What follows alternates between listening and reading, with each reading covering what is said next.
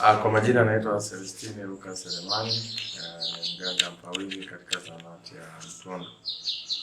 Leo tuna furaha kubwa kwa sababu tumetembelewa na kamati ya siasa Chama cha Mapinduzi CCM.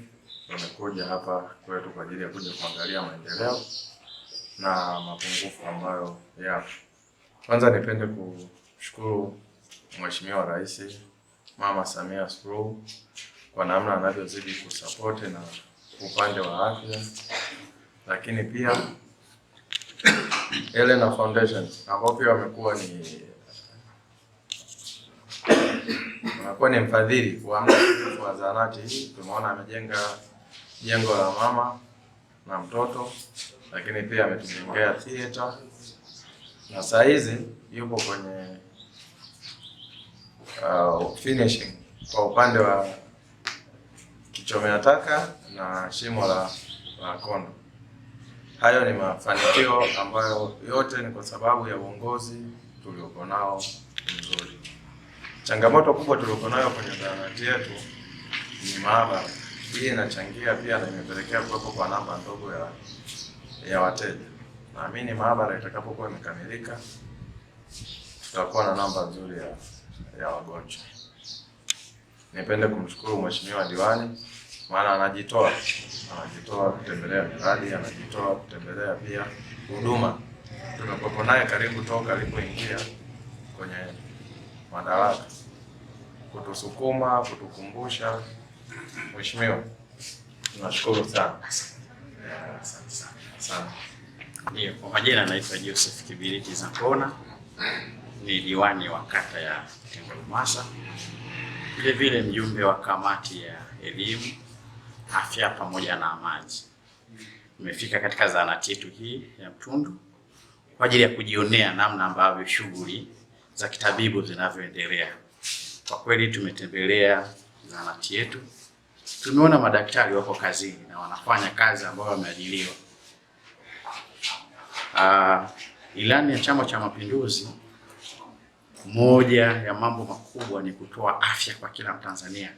Ndio maana ikafikia sehemu ya kutoa bima kwa kila mwananchi aweze kupata huduma bora ya afya. Sanjari na hayo, tumeona majengo yetu ambayo tumejengewa na taasisi moja inaitwa Elena Foundation ya kutoka Uingereza.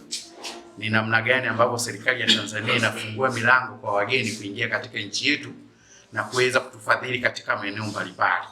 Kwa Elena Foundation wametufadhili katika ujenzi wetu wa zahanati, na sasa tunakwenda kukipandisha kwa kituo cha afya, kituo ambacho kitaweza kuhudumia watu zaidi ya 7,000. Maana vijiji vyote jirani vitakuja kuhudumiwa hapa na kata nzima itahudumiwa hapa. Kwa hiyo tunaona ni namna gani Rais wetu Daktari Samia Suluhu Hassan anavyozidi kufungua njia ya wageni kuja kuona namna gani wanaweza kutoa huduma na kufanya usimamizi na ujenzi wa majengo yetu ya afya hapa Mtundu.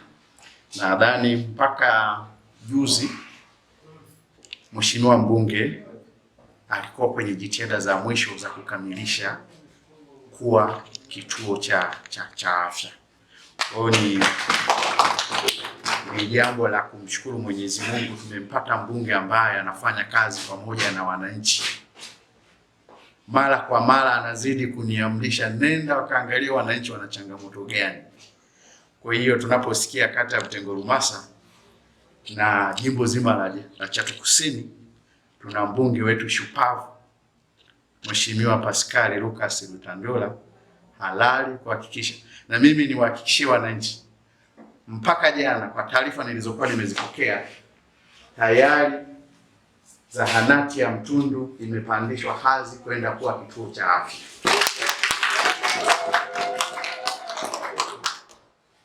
Hiyo na mimi ni jambo la kujipongeza. Nilikuwa ni moja ya ahadi zangu kwenye kampeni, zilikuwa ni moja ya ahadi za Mheshimiwa mbunge, na vile ilani ya Chama cha Mapinduzi chini ya Daktari Samia Suluhu Hassan ilikuwa inaelekeza wananchi tuwapelekee tabasamu, wapate huduma iliyo bora. Nashukuru sana. Sanjari na hayo tunayo mapungufu yaliyoainishwa, lakini naamini katika bajeti ya 26-27 tutakwenda kuyafanyia kazi, na mimi nalibeba hili kwa mapungufu yaliyotajwa na mganga wetu mfawidhi.